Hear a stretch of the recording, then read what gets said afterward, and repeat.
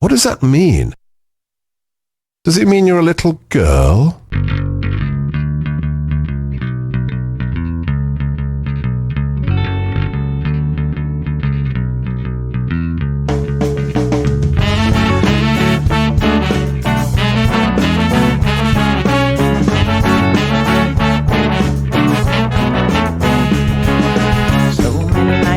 In this world, cesspool of kindness and ethical blindness. So please excuse my sarcastic tone. I'm a bit underwhelmed by the sample shown.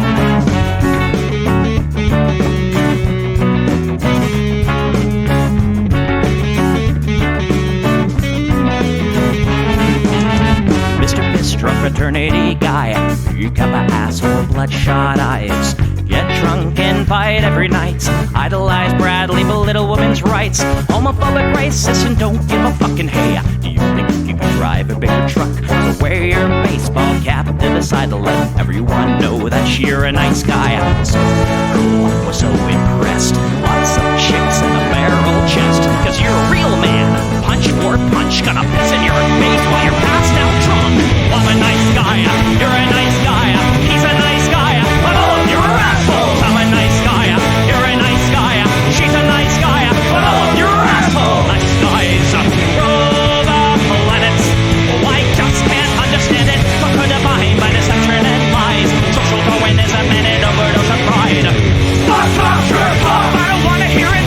Fuck off, jerk off. Read into the lyrics, cause everybody gets their just desserts. As long as you remember that nice guys finish first.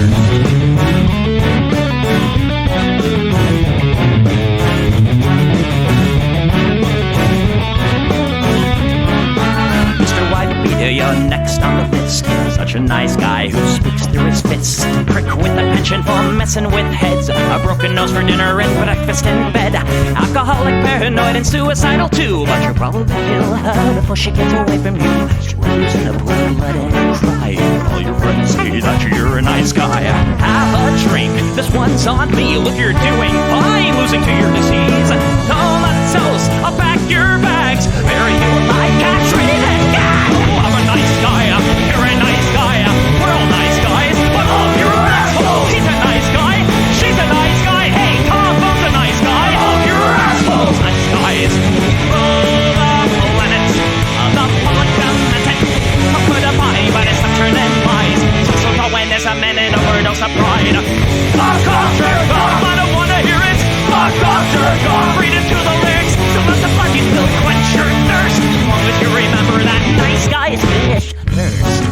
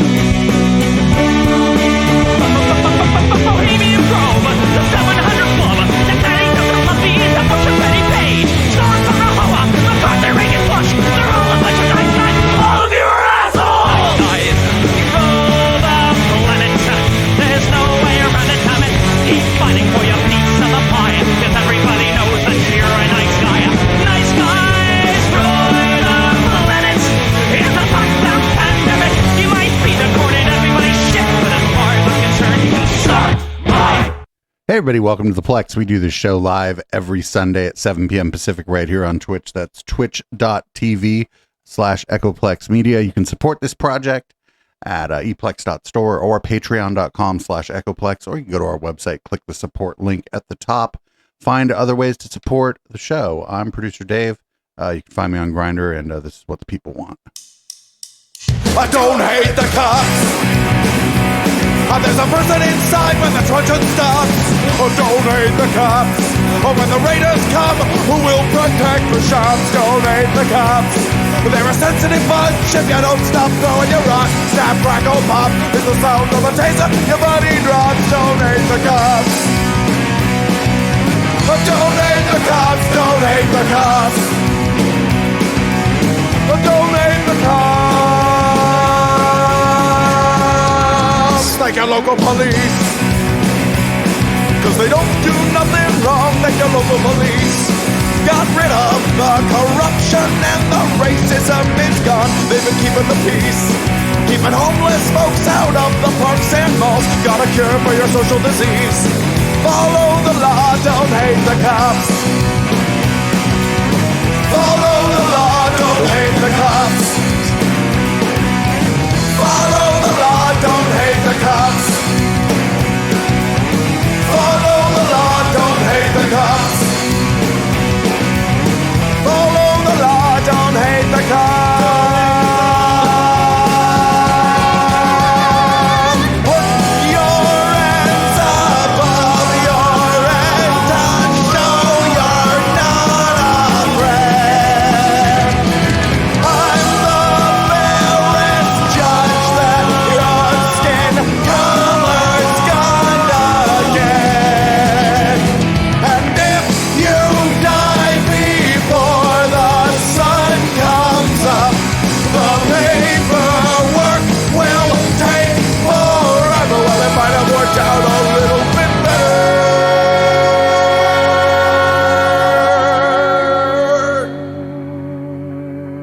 If you didn't hate the cops, because they don't do nothing wrong, don't hate the cops. You can't blame them for just doing their job, don't hate the cops.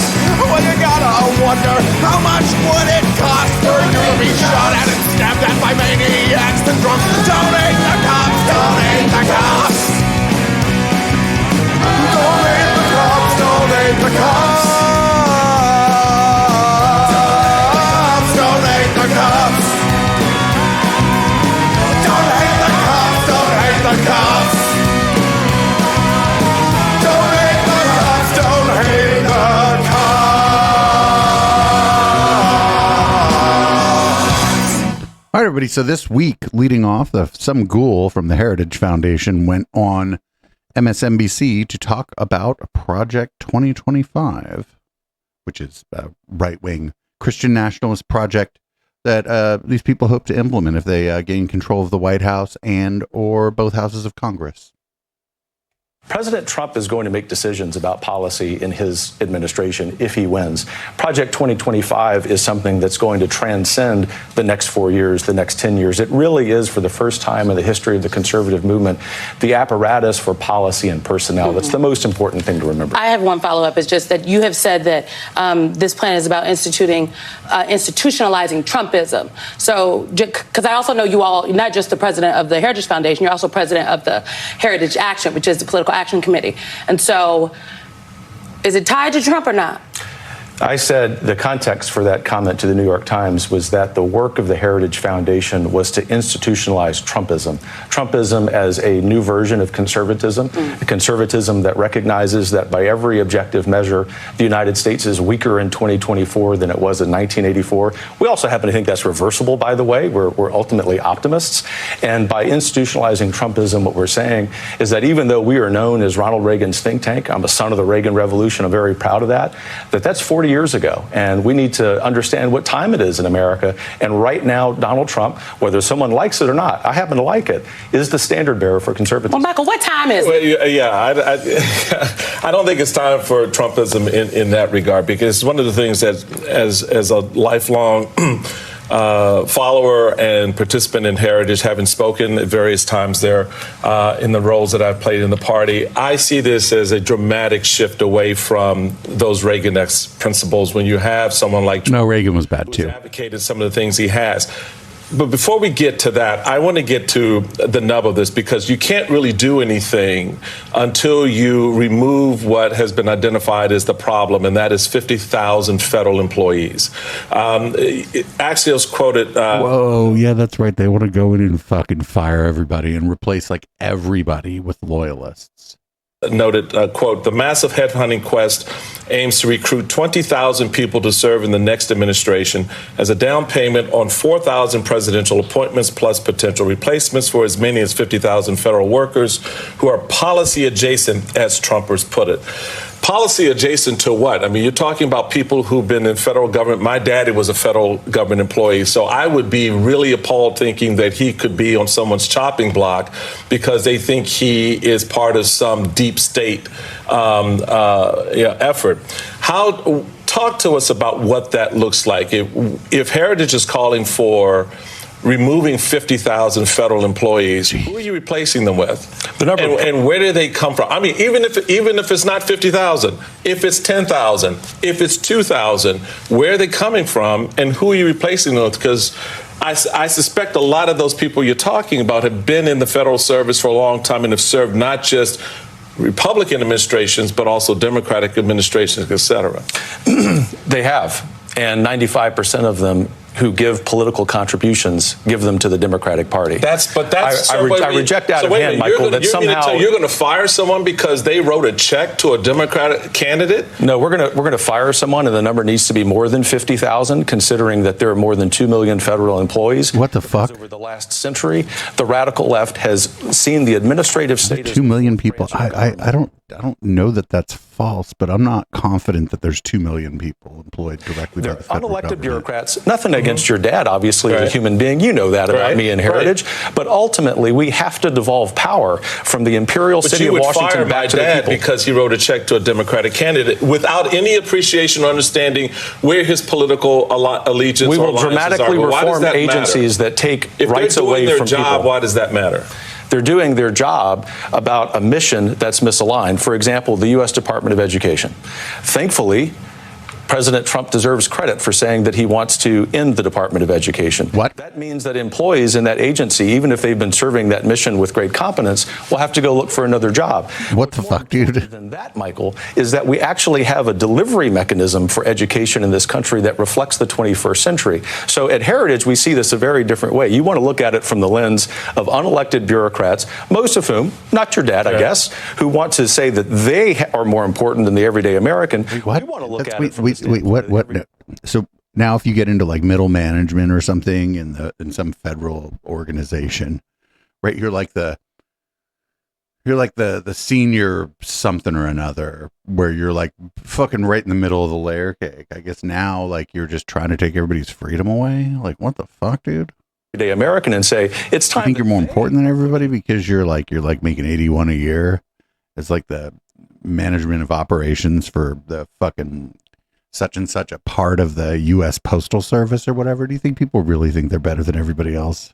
The driver's seat rather than unelected bureaucrats. Yeah, but they aren't going to be in the driver's seat because they aren't going to be doing the jobs. The folks you're identifying who are Trump aligned are the ones who are going to be coming in. You are positing that those people are incompetent. And I can tell you from looking at the resumes of the 11,000. Wait a minute. He didn't say that. Excuse me. I mean, it may just be heavily implied by the fact that their fucking alignment is what it is, but he didn't say shit. He didn't call those people incompetent. As much as you're thinking I'm positing these people are incompetent, you're positing that they're somehow executing a nefarious agenda. Some of them are. Why does the Environmental Protection Agency have 350 Have you identified them? If I could interject, because I did actually work for the federal government, and I worked with a number, as did the chairman, and I worked with a number of those we call them civil servants in the United States government, people who are not political appointees, and they have the institutional knowledge. If only they acted that way. Well, I think Alicia has a question along those lines about one of the policy priorities that you all have identified in Project 2025. I actually, Dr. Roberts, have a question about this upcoming election. Is your organization going to accept the results of the 2024 presidential election? I believe that Dr. Roberts can't hear, so... She just joined via Video Ninja. She was like, actually, I got a question. Alicia just asked, is your organization going to accept the results of the 2024 election, regardless of the outcome? Yes, if there isn't massive fraud like there was in 2020. What does that mean? If there isn't massive fraud. Do you believe that there was not massive fraud? There was massive fraud. We have an election fraud database that has documented that over years. By the way, the Heritage Foundation has been concerned about election integrity for decades, not just about. They've been trying to stop you from voting for decades. He ain't wrong. We've been documenting this problem for a very long time. And if one of the I believe, according to the Heritage Foundation, sir, by your count, Heritage Foundation has done an investigation, and according to your count, there have been 1,513 proven instances of voter fraud across the United States since 1982. Yeah, that's probably 1,513. Because they're very hard to document. And the Democrat Party is very good at fraud. She's like, excuse me, I have a report from your own organization.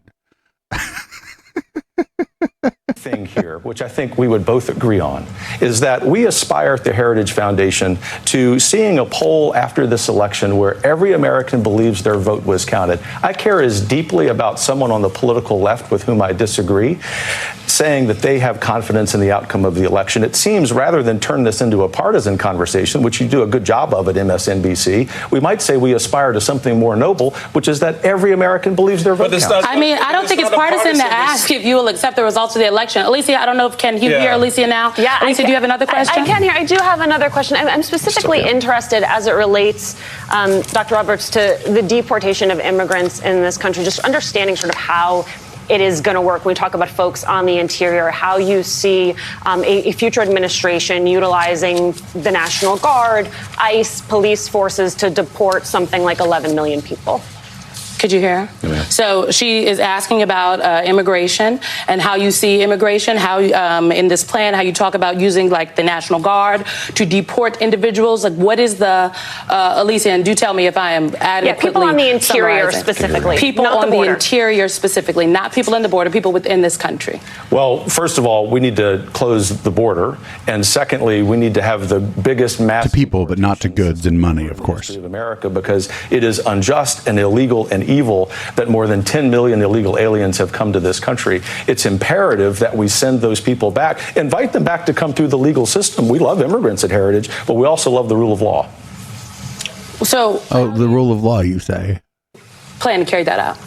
Well, are you talking about going door to door? Because that's what I mean, I could read from the plan, but I think the first thing is that there's going to be a lot of self-deportation. The interesting thing, as you no doubt know, is that simply talking about this and beginning to implement a plan, and President Trump deserves a lot of credit for talking about this, causes people to say, I don't want to run the risk of being arrested for doing something illegal. But secondly, there are great plans using the Department of Homeland Security to return these people back to south of the border.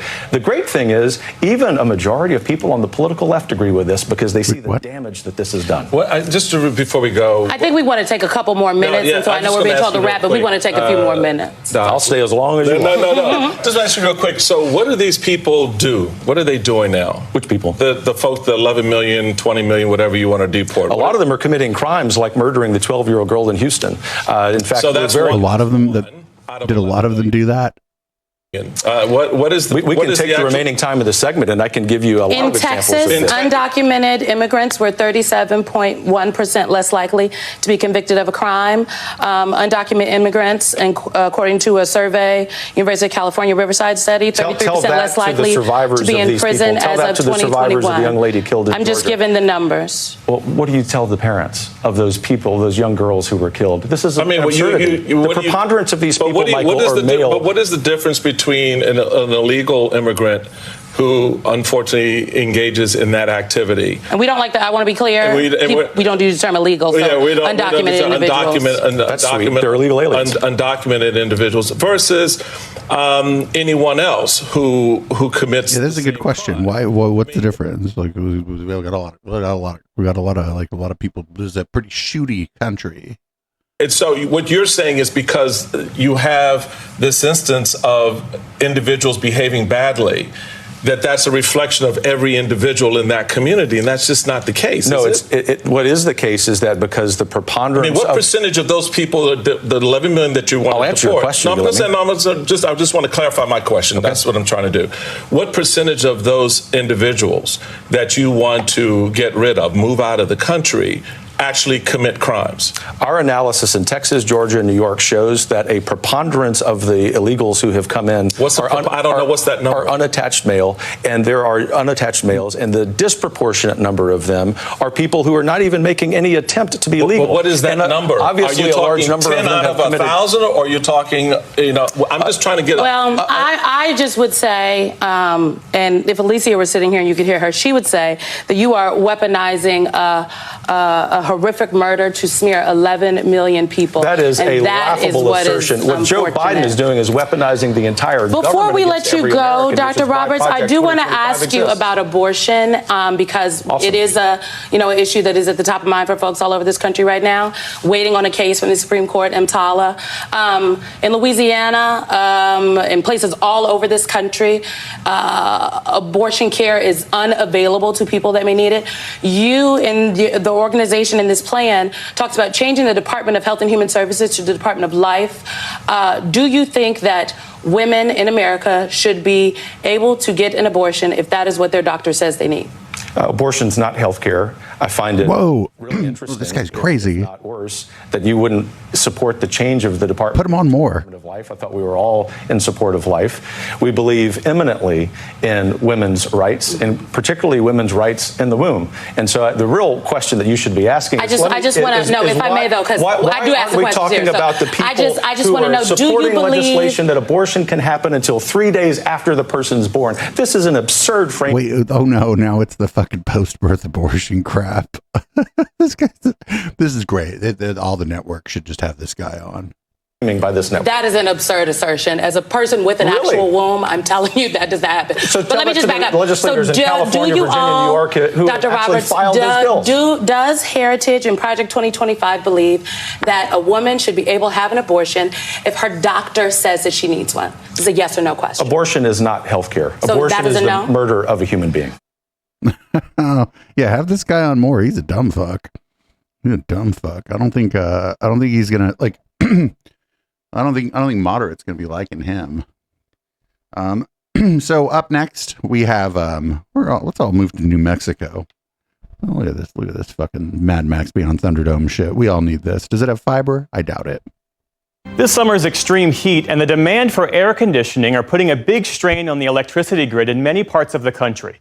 But for more than 40 years, a pioneering architect in New Mexico has been building a unique kind of home that can be heated and cooled without using any electricity at all. Special correspondent Megan Thompson reports.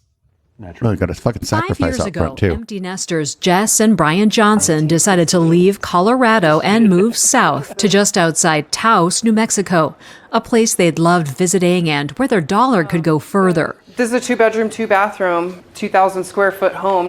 They have an open living area, a fireplace, and a sauna with views of the Southern Rockies. But the more unique features are harder to see. The home is off the grid, meaning it's not connected to power, water, or sewer lines. Their water comes from snow and rain, electricity from the sun. We're not crazy conservationists. You know, we take showers every day and run the dishwasher and the washing machine and everything. The only way we're radical really is that we don't pay utility bills. The Johnsons' home is called an earthship. There are around 200 in northern New Mexico. These are the same drawings I made for the front face. Michael Reynolds came up with the idea as a young architect. Hell yeah. Get him, Michael. I have looked at the world around me and been disturbed by it. There's no question of what in the early 70s, Reynolds was especially disturbed by the growing garbage problem in the U.S. before recycling was widespread. So I started addressing it just for myself. Then people started relating to it and wanting me to do it for them. Reynolds began experimenting with building off-grid homes partly from aluminum cans. He came up with a model that began to get attention. I have 6 things that I've determined are necessary for human sustenance. It's comfortable shelter without use of fossil fuel, electricity, water, food, treatment of human waste, and treatment of garbage. Anywhere anybody lives, Those 6 things must be addressed. Reynolds started a company to build and sell his homes and to teach people. Hell yeah, I hella want one. The only problem is the internet, right? More than 200 students and interns come here each year to learn earthship building techniques, which have been incorporated in some 3,000 homes around the world. When I came across this, it just made sense to me. On grouting this wall. Deborah Binder manages construction for Mike Reynolds. She's also in the middle of building her own earthship. So this is going to be filled with plants once it's done. Recycled materials are still a key building component.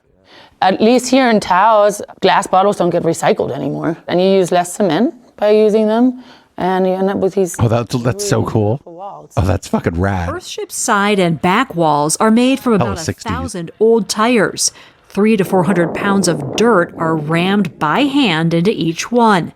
The tire walls are built into a mound of earth to create an extremely dense and insulating structure.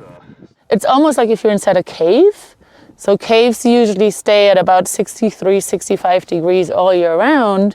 And so then it's a lot easier to cool or to warm up that space. In the winter, Brian and Jess Johnson's home is warmed up by sunlight streaming in through the southern wall of windows. In the summer, a system of tubes and vents brings cooler air in from the back of the house. You open that vent, the hot air rises and pulls cool air through the rest of the building as it goes out. We'll maintain 70 to 73 degrees Fahrenheit, whether it's 110 degrees outside or negative 10 degrees outside. The Johnsons' electricity comes from 14 solar panels. Brian says they've learned how to avoid draining the batteries. We don't run our dishwasher and our washer and dryer at night. So there are little trade-offs like that, but it's never a going without. No. It's just going at the right time. Right. The main hallway that connects all the rooms doubles as a greenhouse where the Johnsons grow bananas, grapes, and figs. Back outside, the slanted metal roof also doubles as a water catchment system. All the rain or snow that falls onto our roof gets collected in cisterns behind our home. We have about 8,000 gallons of storage. The water is filtered and first flows to the sinks, showers, and laundry. Then it drains to the greenhouse to water the plants. From there, it flows to the toilets. Then finally, it's flushed outside to a septic system that waters another garden. So 1, 2, 3, 4 uses for every drop of water in this house. This outer greenhouse. The Earthship's ingenuity, unusual designs, and downright quirkiness have made them that bathroom is so cool. This is just one of 5 properties that Mike's developed. You can rent one on Airbnb or buy a new 1,600 square foot 2-bedroom for $500,000. Whoa, that's hell expensive. The is $1.7 million. But building Earthships on a wide scale outside of a community like this is challenging. For one, they're so unconventional that obtaining building permits and financing can be difficult. Unless you've got the time and the inclination on your own to do it, or can afford a tremendous amount of labor costs, it just doesn't make any sense. Sustainable home builder Kim Shanahan is the former head of the Santa Fe Area Home Builders Association and was active with the nonprofit Green Builder Coalition. He says those tire walls are the biggest problem. Each little step of the wall is a lot of labor. And that's simply not something that a production builder or even a small builder could ever imagine doing. And that's why it never really could be done at scale. But Shanahan says Mike Reynolds' other ideas helped inspire an entire generation of green home builders. Self-sustaining power and warmth and electricity through solar panels, roof water capture and reuse. This is the future. Not necessarily tires and walls, but all the other principles that Mike Reynolds has taught us about what a house can and should be. I think we need to start rethinking our buildings. Brian and Jess Johnson figure they're saving around $500 a month on utilities compared to what they were paying back in Colorado. But they say it's not all about the money. Once you start looking at these homes differently than traditional construction in the country and in the world, these just make so much more sense. It feels good to be part of that. You know, you're just a little bite, but you're part of something special, I think. For the PBS NewsHour, I'm Megan Thompson outside Taos, New Mexico. So I've changed. I thought this was super cool at the beginning. I've changed my mind. I think it's some upper middle class white people shit. I think it's dumb. I would love to live in one for like a summer or something, just to kind of see what it's like. But I don't That's $500,000, and that's just to build it. Plus, like, you have to buy the property that it sits on. It sounds like it's too much money for like where you're located. Sounds like it's way overpriced. Also, filling all those fucking tires with dirt sounds like a pain in the ass. Anyway, up next, does anybody? I hope everybody remembers. We've been covering this sheriff, or the police chief. I'm sorry. This is Millersville, Tennessee. Well, the saga continues. Millersville's conspiracy cop now has his very own conspiracy attorney. Thanks for joining us, everyone. I'm Rory Johnson. And I'm Hunter Hoagland. A lot to get to here at 6 o'clock. The Millersville City Commission recently postponed a special meeting to discuss the hiring of Sean Taylor and whether his bizarre conspiracy theories make him unfit for the job.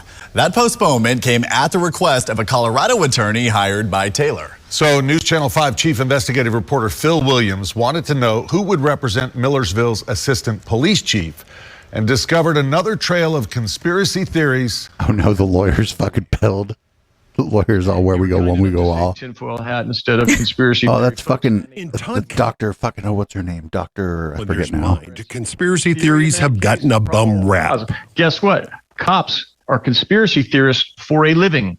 So put it out of your head that this is some kind of a bad thing. In some ways, the attorney's own conspiracy theories. Do you not yet understand your government isn't here to help you? They are here to kill you. Yes. So why would we even listen to them? Are even more far-fetched than Sean Taylor's twisted view of the world. We have been marked for extinction. This guy thinks they're all going to kill us. Imagines a secret United Nations it's his lawyer. to kill billions of people and take their land. We know that the powers would like 7 billion of us to be gone. That we also know that they want our property. The wildfire on Maui, he claims, was actually a secret energy weapon unleashed on the island, and the toxic it's a space laser. Palestine, Ohio, was also part of that plot. Wuhan became the first 5G city. They turned on 10,000 5G transmitters. And lo and behold, people are getting sick. In fact, Wuhan was not the first 5G city, but that doesn't stop Callender from claiming that COVID was part of a secret plan to kill people. If you go in the hospital and you've got some disability, they will kill you. He falsely that was the SGT report. I forgot about that. Patients hospitalized with COVID, and he spread fear that the COVID vaccine was actually a murder weapon. Right, and when I presented that to them in my case and told them, here is the science. These will kill all of your soldiers. We sued them to stop them. When the COVID vaccine did not kill everyone who took the shot, Callender came up with a new conspiracy theory. It's basically vaccine AIDS. And right now, they're coming to understand this. People are showing up HIV positive. And when that's right, I forgot about that one. How would you know the difference between the dream world and the real world? He imagined that the film The Matrix was proof of a secret plan to turn people into slaves who are no longer human under the control of sinister force. If I saw that, I'd just put the fucking headset back on. They fool these people into being batteries, into being power sources. And for those people that got the shots, they are actually now a power source. Strangely, and power source. The movie itself was part of the plot. They show us these movies like The Matrix to predictive program us. Yeah. And now we're in the process of actually witnessing this happening. But some of Todd Callender's ideas are more than just wacky. The attorney also hints that in some cases, violence may be justified. They are here to kill you. They are going to kill you. What are you going to do about it? Are you going to die anyway? Stand up and fight. Callender sees a world controlled by a Zionist cabal and UN secret agents who deserve to be murdered. The UN guys, the blue helmet guys, are going to try to integrate into police forces and integrate into our military. And I pray that they get fragged. Fragged. Disproven fears about 5G cell towers. Fucking first-person shooter player. All of us are being generally cooked by these microwaves and other signals. Those towers have been burned by conspiracy theorists around the world, so Callender recommends notifying local police that you consider them to be a danger to your health. Because you've put them on notice that you are being battered. You are being... Maria Z. We watch her on Fridays sometimes. To defend yourself. So either the police take that damn tower down and stop the harm, or it gives you notice to them that you are going to do that. Some of your theories theories are so bizarre. Are you worried about them affecting your credibility? I have no worries about that. And it's Callender who will argue that Sean Taylor's bizarre conspiracy theories are completely normal. Phil Williams, News Channel 5 investigates. Good job, News Channel 5. The local news is actually doing a killer job there with this guy.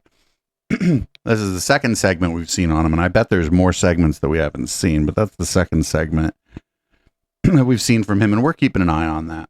So, last week there was a Turning Point, there were a couple Turning Point USA events, and the clips from those events kept coming in. So we're going to go ahead and watch. I've got two of them from last week. Here's a Steve Bannon. It's a short clip. If they steal this election, and they fully intend to steal it, this republic ends. Are you prepared to fight? Are you prepared to give it all? Are you prepared to leave it all on the battlefield? Ladies and gentlemen. What do you suppose the average age is at the Turning Point event? And can they fight? I don't know. Can they attach a cannon to their hover round? Very simple. Victory or death. Victory or death. None of those people are going to do shit, dude. None of those people are going to do shit. Well, I mean, they might, but they're not going to be organized in any sort of meaningful way. But it's still like bad, right? It's like you shouldn't be like going out there sort of advocating violence against your political enemies. Bad shit. All right, everybody. Fucking white boy summer. From evil.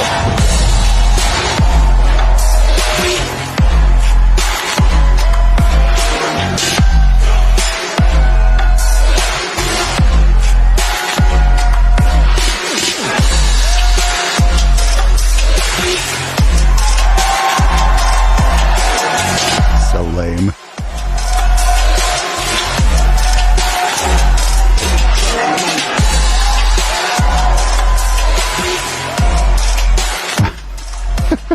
This is so whack, dude. This is so embarrassing.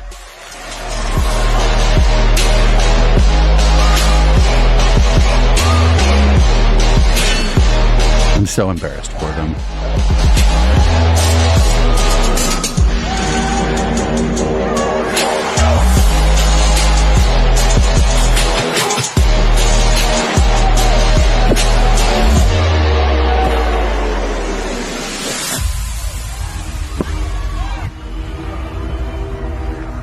They have hella hats, dude. I wish I had their hat budget.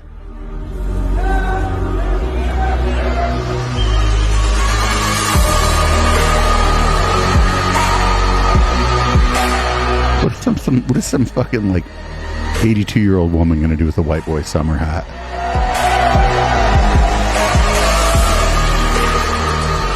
Oh, they kicked the Groypers out. Yeah, I was thinking like if they're trying to do this racist ass white boy summer thing, and then why did they kick Nikki Fuentes and stuff out? I mean, I'm only asking sort of rhetorically. Obviously they kicked Nikki Fuentes out because he and Charlie Kirk don't get along, right? That's why they kicked Nikki Fuentes out. I don't think they tried to do white boy summer a couple of years ago and it wasn't going anywhere. I think it was even Chet Hanks trying to do it. Although to be fair, Chet Hanks was like, I didn't mean what you think it means. Actually, we're just trying to have fun. He was, he I don't know if he's racist or not, but he was like, no, not that. Maybe Dad was like, I'll cut off your allowance. Who knows? Anyway, just real quick clip. I feel like Tim Pool would absolutely fucking love this lady. Are you concerned if Trump loses? Yeah. That there will be another January 6th? No, I think there will be a civil war. That's what I think will happen.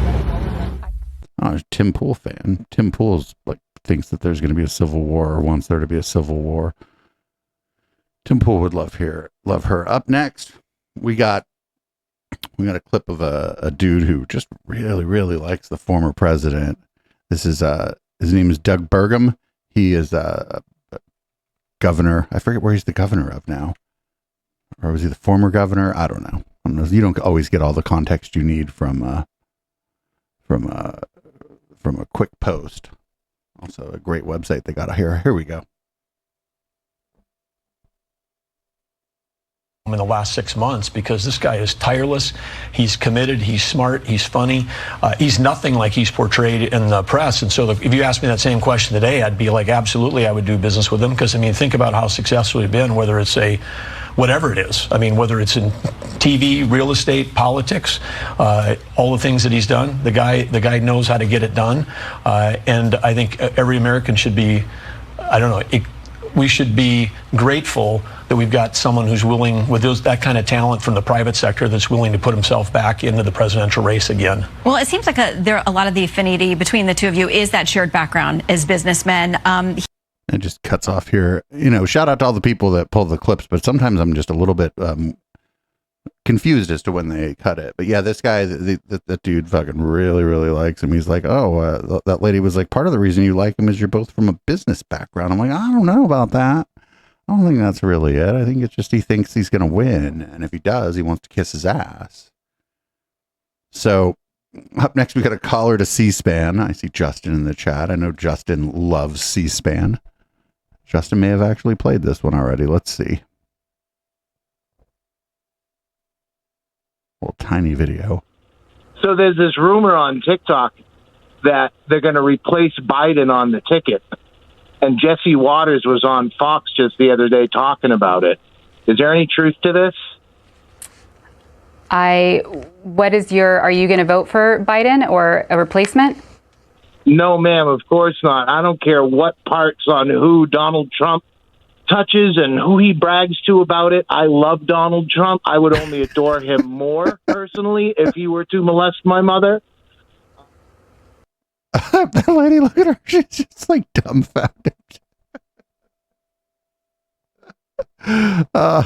She's dumbfounded. Poor lady. Although that must be a cool job taking the phone calls on C-SPAN. Up next, did you know that I guess there's a debate coming up between the presidential candidates? There's a very, very unfair disadvantage for the former president during the debate. Very unfair. Take Professor. I don't think the Trump legal team has any other options but what they're doing. Your thoughts?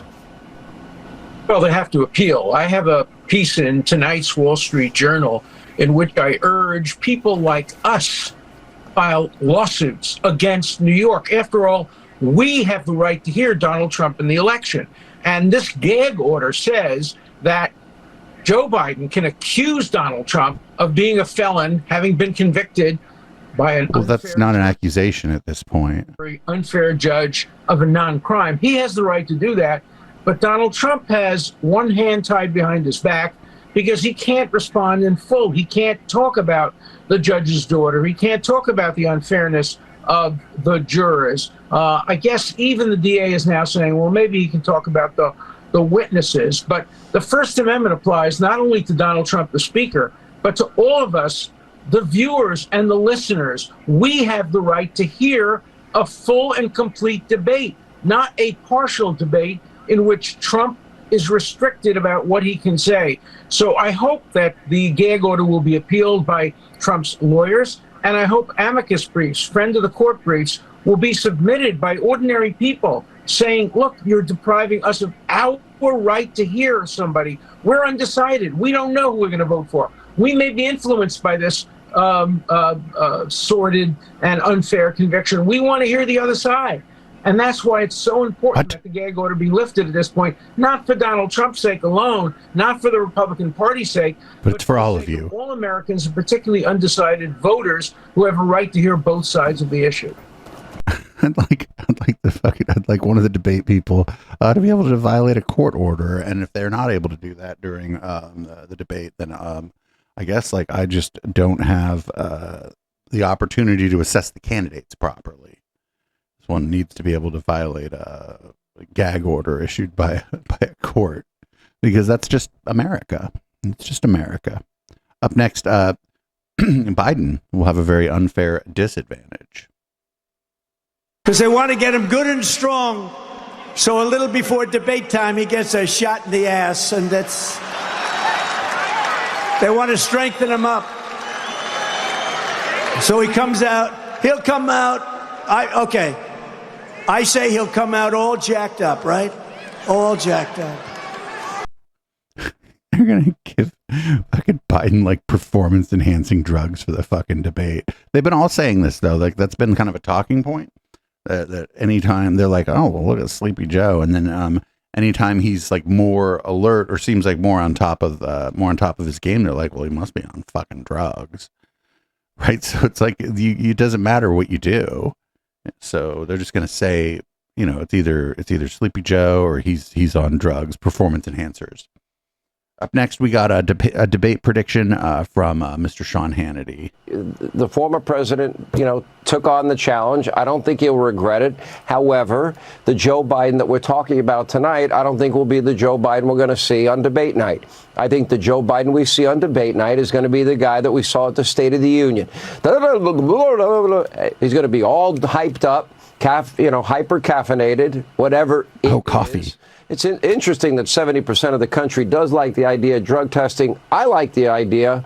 They do it to athletes. They do it to horses in horse racing. Why not do it to presidential candidates? I like the idea. Wait, what? 70% of Americans apparently agree with me. However, what do you expect for the debate?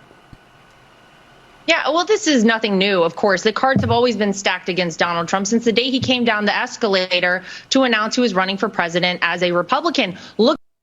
It's always been stacked against him. They're going to give Joe a fucking, somebody in chat called him Java Joe. That's a cool nickname, right? If he's like, oh, the guy's hopped up on coffee. Fucking Java Joe. Sean Hannity, I believe, has another prediction. This one's a little more unhinged than the last one. And he's got Newt Gingrich on. I keep forgetting that Newt Gingrich is even, oh no, he doesn't have Newt Gingrich on. Never mind. He's got Lindsey Graham on. They all look the same. Anyway, here's Hannity's prediction for what's going to happen before the election. When you have all of these people coming from our top geopolitical foes with ties to radical Islamic terrorism, that there are terror cells in this country, and 9/11 or worse is coming. Now, it's not a matter of if to me, it's almost a guarantee. I hope and pray to God I'm wrong. I don't think I'm wrong. I've been saying it over and over again. How is that any different than what Tim Pool does on his show, right? Like Tim Pool always saying there's going to be a civil war soon. You better be ready. Like how is what Sean Hannity just said any different than the crazy shit that Tim Pool says like on every show? Like, what do you mean you think there's going to be a terrorist attack? Also, it'd be really interesting. I hope there isn't one. I don't like terrorism, right? But if there is one and it's not the people that Hannity thinks it was going to be, then he'll say, well, look, that was also. That was a false flag, or that was designed to make us look bad. Up next, we got Hunter Biden was convicted of a crime in a federal court. The real villain, though, Jill Biden. Here's Boxwine Janine Pirro to explain. Many of those family members sitting in that courtroom and showing what I will say is a show of strength and unity. Some might interpret it as a show of force, a show of intimidation. And as I said on the first day of jury selection, I didn't understand why Jill was there during jury selection. I mean, I've seen this for many, many years.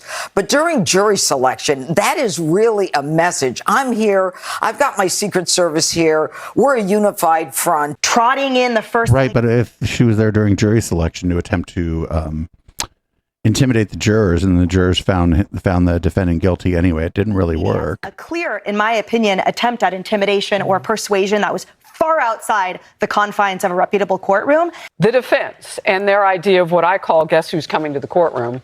Oh no. All those people and Get out of here. First Lady taking notes during the trial, showing up to jury selection, being there 6 out of 7 days, even during the D-Day celebrations, coming back for this. We can have conversations about taxpayer dollars for that, but it's probably a waste of time. Sitting there, looking at the jurors intently, which I'm sure had to be hard for a juror. Small town, small You're not supposed to look at the jury. You're supposed to not look at the jury. And they may have overplayed it a bit by having this large number of Biden family members there in the courtroom. I understand their desire to be there, but that also can have an opposite effect on the jury. And with the First Lady's presence on literally every day except one when she was in France, but she hustled back for the next day. Wonder what effect that had on the jurors. You know, the family none apparently. row and that intimidation factor, starting with jury selection. And so I could see a situation where they're sitting there and the Biden family is, basically staring them down. Oh, get out of here. You're not supposed to look at the jury at all. On the one hand, they show this united front in the courthouse every day. And even starting with jury selection, we're a family that's joined together to support.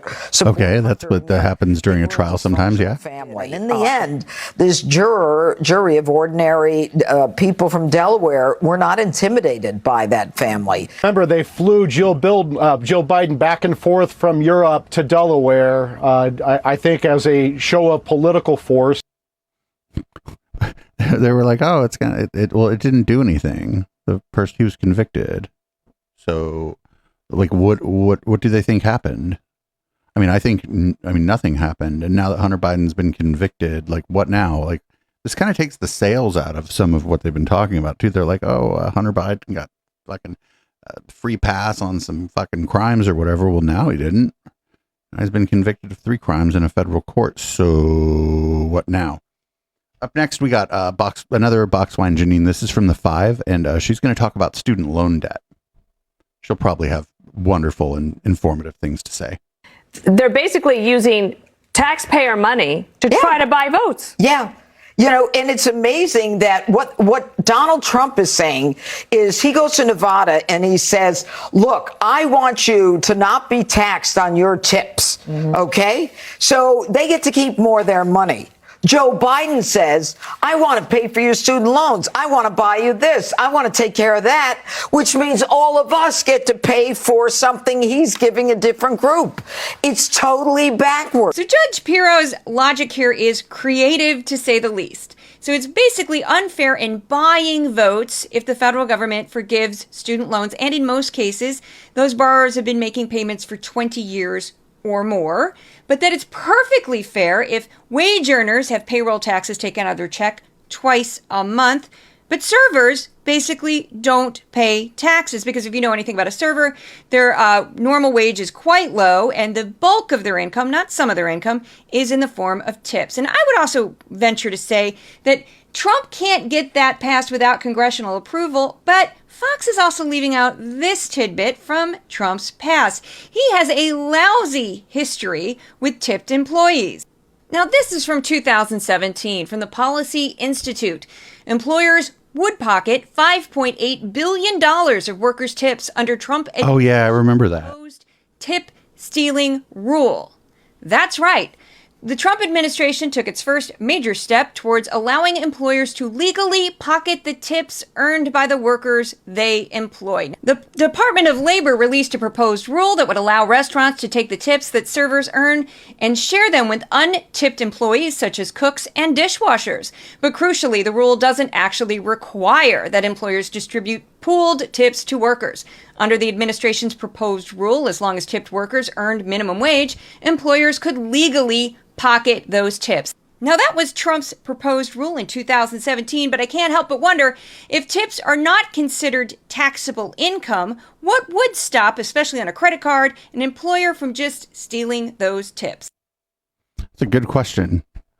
Judge Janine is crazy, and I love the gal who runs Decoding Fox News, and it was not the worst thing in the world that I had to pee when there was someone there to respond to the claims in my absence. So up next, we got a couple palate cleansers. We could use a palate cleanser. We got a couple of them. So this one, I think we may have seen it before, but it's a good one. So if we've seen it before, it's okay to watch it again. This is like how would you, if you were like a reporter on the street, how would you deal with someone like coming and interrupting you as you were talking to the studio? This gal here seems to do a pretty good job. Walking around with this glazed look in their eyes and just stumbling.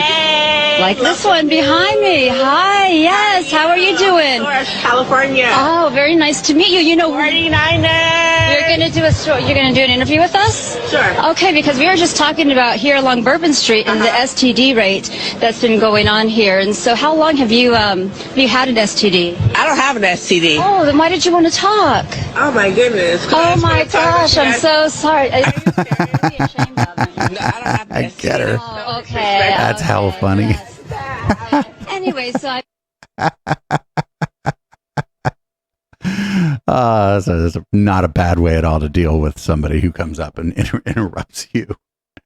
And we got another palate cleanser here. This is a cat. This one's real good. Actually, we got two with cats. So here's the first one. Oh, the YouTube short. I can't full screen it. There's a kitty trying to get out of his hole. Did his thing in the litter box and now he's lost control. Finally, he can see it crystal clear. Go ahead and just get up, but now we gotta finish our song. Please go back. Hit your flap against the wall. Make a song with me. You held your thought inside of your box and you made it into a beat. Yeah. Fucking excellent. It was very funny. And we have another one with a cat. So it seems like this one we should probably trust this cat's judgment. Let's see though.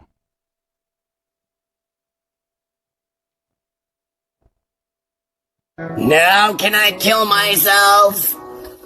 You're not the boss of me now. Hey! Good job, cat. I want to die! Good job, kitty. Good job, kitty. Kitty saves people's lives. That's a very smart kitty.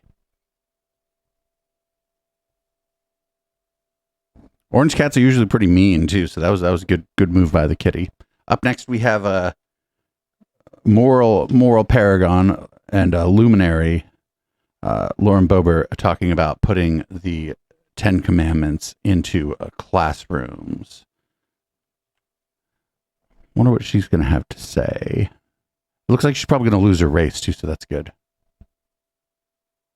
So I don't think that it's bad to have something that says honor your father and mother so that you will live a long life. That is the first commandment that has a promise attached to it. I don't think that it's bad to teach children that adultery is something that you should not do. And also listed in the 10 Commandments, thou shalt not steal. And maybe the left and some of these politicians are having a meltdown over having that right there listed in our classrooms, thou shalt not steal, is because government hates competition and they don't. I thought she was going to say because they stole the election. That's something you shouldn't be doing. Yeah, she said this crap. Yeah. Her behavior has been one thing, but like it's been like the behavior of like her family members that has been pretty bad. Now, you know, I'm not trying to like. Obviously, she can't control her family members, but there are times to shut the fuck up about things. That's, you know, there are times to be like, ooh, I'm going to leave that one alone. Anyway, speaking of Boebert, her opponent put out a pretty good fucking political ad. Check this out.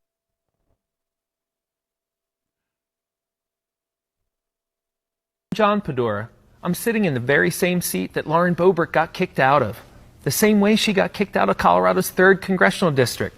Now she's picked up her bags and fled to eastern Colorado to run in the 4th Congressional District. That's a race I've been running since May of 2023.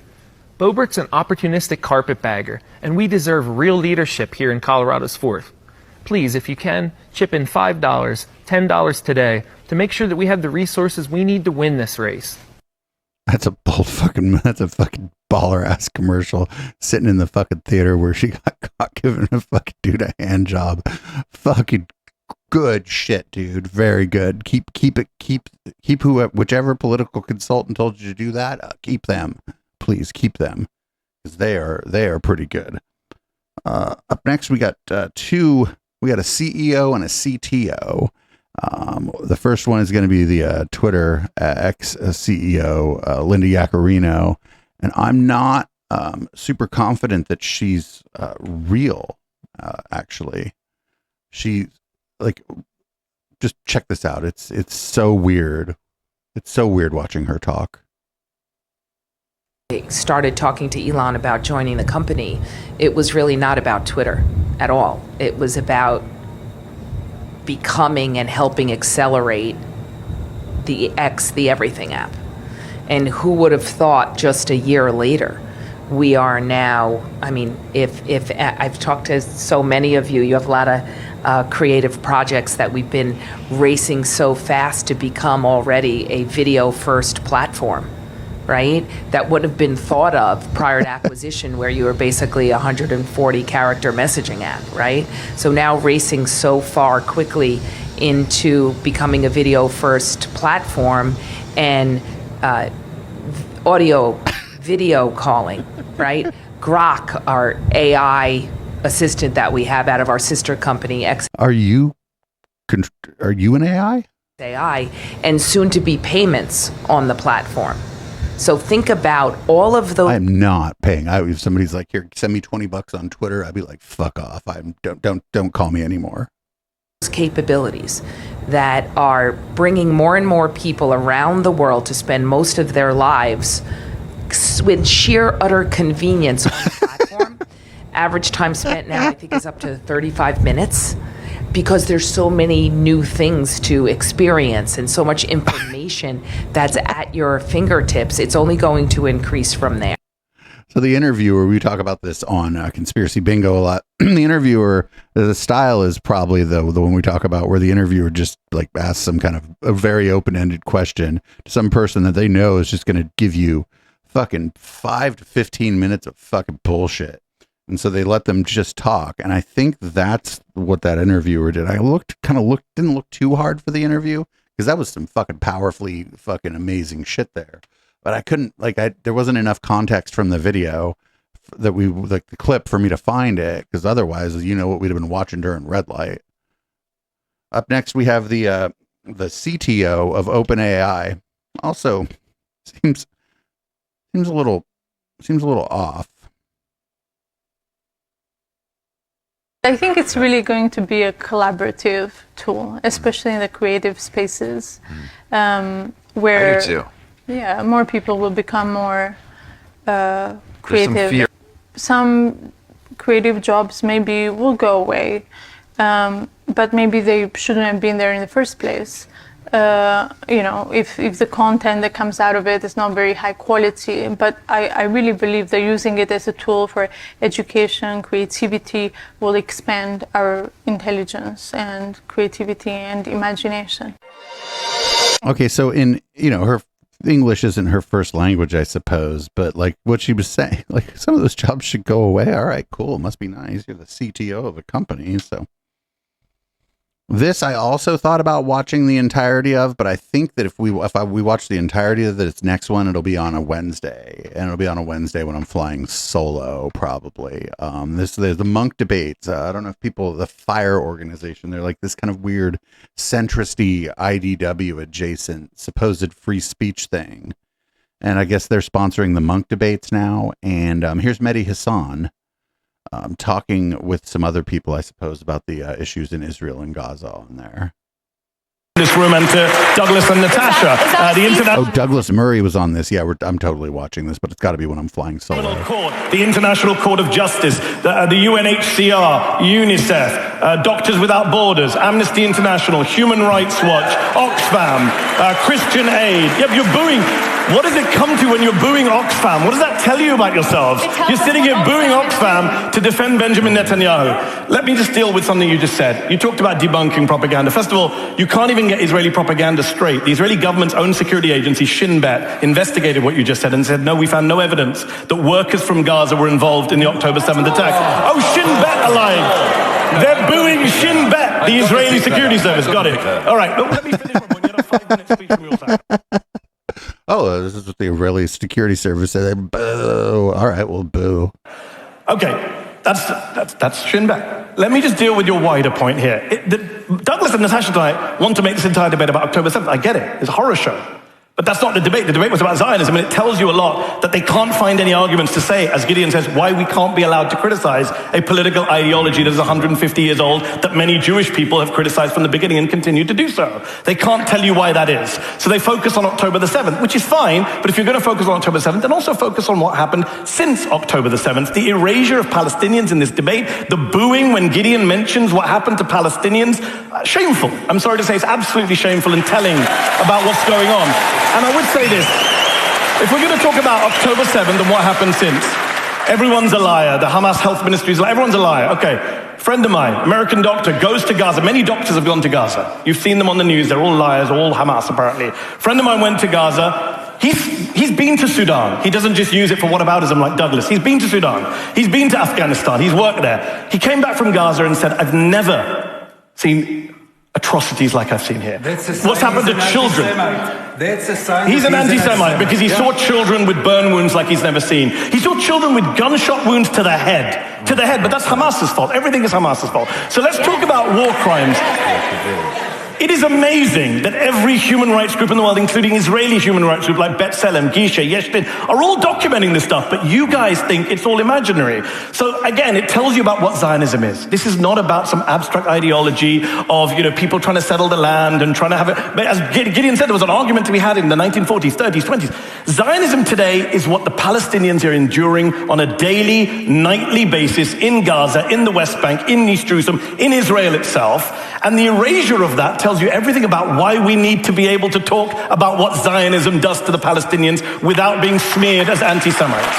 Okay. Douglas? Good for him. I mean, I just stay away from the word Zionism, but that's just my personal take. But he did a good job. He mentioned what the fucking, like the Israeli security service said, that people were like, well, boo. And it's like, but those are the people that you're supposed to be on your side. But people just didn't like it.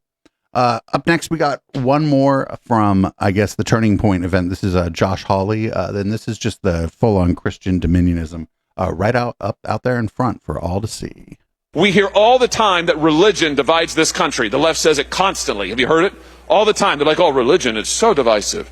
Religion divides America. I'm here to tell you today, religion doesn't divide America. Religion unites America. We are a religious people. I'll tell you what divides America. What divides America is the left's attempt to destroy religion. That's what divides America. What is dividing America is their attempt to erase our heritage, to erase the foundation that this country has in, yes, the Bible.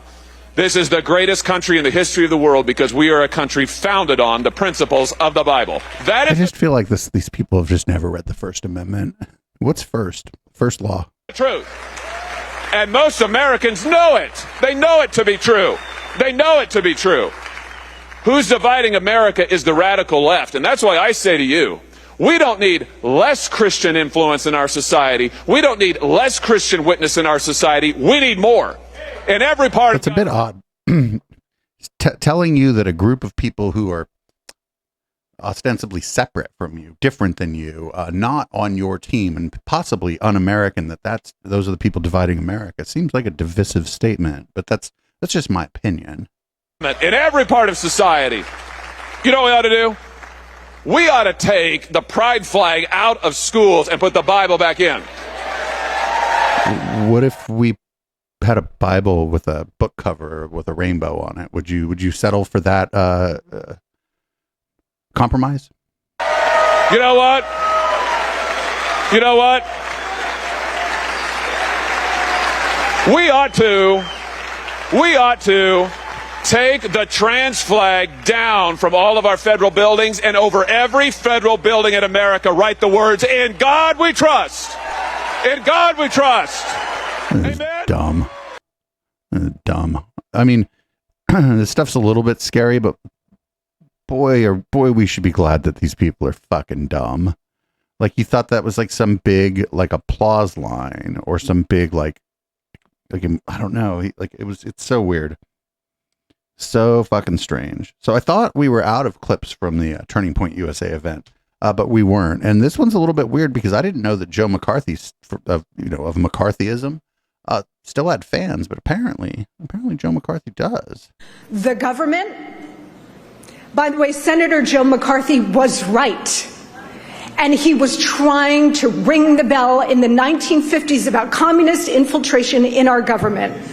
And the same. Man, if he was right in the 50s, man, like they're useless ass communists. It's been fucking 70 years or more, or that maybe a little less depending on where in the 50s you start. But it's been a while. They ain't done much. That is now going after Donald Trump, the same deep state that removed Richard Nixon, the same deep state. Nixon resigned because he knew he was going to be convicted. He resigned, ma'am. He quit. That went after. He did a "you can't fire me, I quit." Ronald Reagan and anybody else who stood up to them. That deep state became very insidious, and in the 1950s smeared and attacked Joe McCarthy for speaking the truth about godless communism in very halls of our government. But like, that's legal. You could be a godless communist and go work for the government. Like the fucking First Amendment. It says, I mean, for, to hold political office, it says there shall be no religious test, but the courts have over and over again said that like extends to like people employed by the government. So, but I don't know. We have a new Supreme Court, so maybe they'll change that. Maybe they'll be like, well, that's not really what it means at all. Go on and discriminate. Up next, we got so this idea. They're trying to put up the 10 Commandments. I believe it's in Louisiana and all the schools. And I think it looks like even this Fox News host doesn't really think this is such a hot idea. This is pretty surprising here. For those listening right now, they're wondering, what's the goal? Because it's not as if this is going to be taught in every school and classroom. This is just being displayed on the walls. So my question to you is, how is this going to improve the school environment and the performance of kids in those schools? When, Governor, I pull up the report cards of these public schools, and Louisiana is struggling. I mean, it is at the bottom of the country. The education system is failing these kids. I mean, Louisiana's 44th in math and reading. So is this going to help what is a very big problem in Louisiana? Look, I think it's part and parcel for helping kids anywhere around the country if other states followed our suits. But at the same time that we signed that bill into law, we signed a string of others. I signed 20 bills, including this one, to reform Louisiana schools. Look, that was actually a pretty good fucking question by that lady. She was like, so what if you're not really teaching it or anything, it's just on the wall, what's it going to do there on the wall? How's it going to help your schools? That was actually the fucking shout out. Like, I don't know. I don't know anything about her. Maybe she's not. It might be from like the sort of hard news or like whatever part of Fox, but her question was right. Pretty good. Because like it's not going to do anything on the wall. Up next, I guess we got another palate cleanser. Who knew? I guess I had too many palate cleansers, so I had to separate them out. Here's why the Cybertruck is so cool. Here's why the Cybertruck is the perfect mom and family car. First of all, huge back trunk. With the tonneau cover, you never have to worry about all your kids' stuff getting wet or your groceries. Everything stays nice and dry. The doors open to 90 degrees, which is super great for loading in kiddos. Even with 2 car seats in the back and my 6'3" husband in the front, I still got plenty of room. It's seat 7. Another great mom feature is all the space in this truck. I love this tray down here, which is perfect for a diaper bag or a purse. And check this out, a hidden drawer for anything important. Oh my God, where did that come from? Did you know that was there? But best of all, you look like a total badass driving your kids around in this. When you become a parent, no one thinks you're badass. In fact, my kids tell me I'm cringe every day. I love her. Oh, she's very funny. She was right at the end. She's like, your kids, nobody thinks you're a badass. When you become a mom, you have no choice but to be cringe. fucking great. Up next, we got some RFK Jr. news. It seems like he doesn't actually. Here's RFK Jr. making some fucking sense in his commercial. If you read and listen to what I've actually said, and on election day, you think I'm crazy or any of the other disqualifying things that they've said about me, please don't vote for me. Fuck yeah. All right, cool. I'm with you. Good job. Good job, RFK. Is correct. If you think someone's, and I don't like the word crazy, I've been trying to stop using it, but it's his word. If you think someone's crazy, yeah, don't vote for them. Good call. Here's RFK Jr. Not doing so well when asked not even very difficult questions, just questions by somebody who isn't going to let him yammer on for 3 hours. You have gained notoriety for your skepticism about vaccines. And over the summer in an interview, you said, quote, "There's no vaccine that is, safe and effective." Do you still believe that? I never said that. So stop me. We have the Well, she's like, oh, I thought you might say this. clip. Please play the clip. You've talked about that the media slanders you by calling you an anti-vaxxer. And you've said that you're not anti-vaccine, you're pro-safe vaccine. Difficult question. Can you name any vaccines that you think are good? I think some of the live virus vaccines are probably averting more problems than they're causing.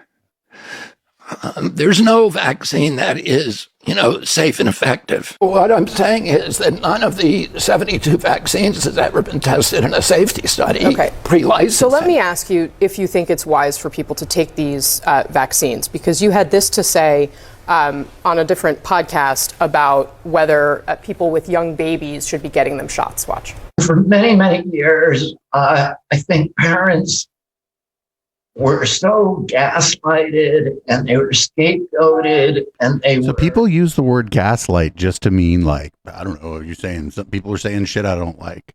Gaslighting, and I think most people that hang out in the chat know this, it's basically trying to convince somebody they're crazy so that you get what you want, essentially. It's a manipulation tactic, often a lot of times used by like abusive spouses or high control, high demand groups. But gaslighting isn't just like, oh, you should get your kids vaccinated and then he doesn't agree with it. That's not gaslighting. That's just literally, it's just like somebody said something that I don't agree with. Vilified and marginalized, so that even parents of kids who were very, very badly injured knew what happened to their kid, but they were just reluctant to talk about it. And I think now those days are over. Our job is to resist and to talk about it to everybody. If you're walking down the street, and I do this now myself, which is, I don't want to do, I'm not a busybody. I see somebody on a hiking trail carrying a little baby, and I say to them, better not get them vaccinated. Yo, if you see some people on a hiking trail, fuck it, just say hi and keep walking. And he heard that from me. If he hears it from 10 other people, maybe he won't do it. Maybe he will save that child. Maybe he will save that child. You think preventing vaccines for a child will save that child? Do you still say this to parents today? What I say again is I had 3 vaccines, Casey, when I was a kid, and I was fully compliant. My kids got 72. The current recommendations are, I think, I did not get 72 shots. And I have a vaccine record for my child, and there are not 77 there are shots on there. 77 doses. There are 72 doses of 16 vaccines. Oh, wait, what? That's just a fact. No, it's not. No, you're just lying. It's not. There's not 70. What the fuck are you talking about, dude? They can't even just be now they can't even be regular anti-vaxxers. They got a fucking vaccine inflation, we'll call it. And up next, this is from PBS, and this will be our last clip for the podcast segment of the show. This is Paul Offit talking about RFK Jr. on, I believe it's the PBS NewsHour. And to help put some of Mr. Kennedy's comments into context, we're joined by Dr. Paul Offit, who is a member of an FDA advisory committee on vaccines. He's also director of the Vaccine Education Center at the Children's Hospital of Philadelphia. Thank you for being with us. Thank you. So RFK Jr. is widely known as an anti-vaccine activist. He has a much larger platform now as he runs for president. He says that many of his views are misunderstood. They're taken out of context. Help us understand what he's been promoting and what the science tells us about it. Well, he's been promoting false information about vaccines. He's been promoting the notion that vaccines cause autism, which is clearly not true, or cause a variety of other chronic diseases like diabetes or multiple sclerosis or attention deficit disorder, and that's all not true. So what he does is, by putting misinformation out there, he causes people to make bad decisions that put themselves and their family at risk. You also point to one episode where he spoke out against the measles vaccine. What was the impact of that? In Samoa, there were 2 children that died immediately following receipt of a measles vaccine. And the way it works in Samoa is they have a MMR vaccine in powdered form. It needs to be diluted in water. 2 nurses made a mistake. Instead of diluting it in water, they diluted it in a muscle relaxant. Those children stopped breathing and died. Oh, no. Now, very quickly, within 2 weeks, it was realized what that mistake was. It was a nursing error. But nonetheless, RFK Jr. seized on that. He flooded Facebook with the information that measles vaccine is killing children in Samoa. He went to Samoa. He met with anti-vaccine activists. He met with senior officials in Samoa and kept the drumbeat alive that measles vaccine was killing children in Samoa. As a consequence, vaccination rates fell from 70% to 30%. And between September and December of 2019, there was a massive measles epidemic. In this island nation of 200,000 people, there were 57,000 cases of measles and 83 deaths. Most of those deaths were in children less than 4 years of age. And Robert F. Kennedy Jr. had everything to do with that. And that shows you how disinformation can kill. All right. Well, I guess that was from 2023, but it gives a little perspective. And Dr. Offit's been pretty good on vaccines. Also, funny enough, he made fun of chemtrailers at one point. So that was pretty fucking cool, because like you don't see usually like government officials making fun of chemtrailers. So that's the podcast portion of the show. Obviously, live viewers, stay put. If you're listening on Spotify, Apple Podcasts, whatever, there's a whole show after the show that goes pretty late usually, most Sundays. You can get that at eplex.store or patreon.com/echoplex with $5 or more a month. Also, just come check out the show live sometime, then you don't have to fucking pay, which is even better. Free is better. This is Boomers by Periscope, and we'll be back with Red Light in just a few minutes.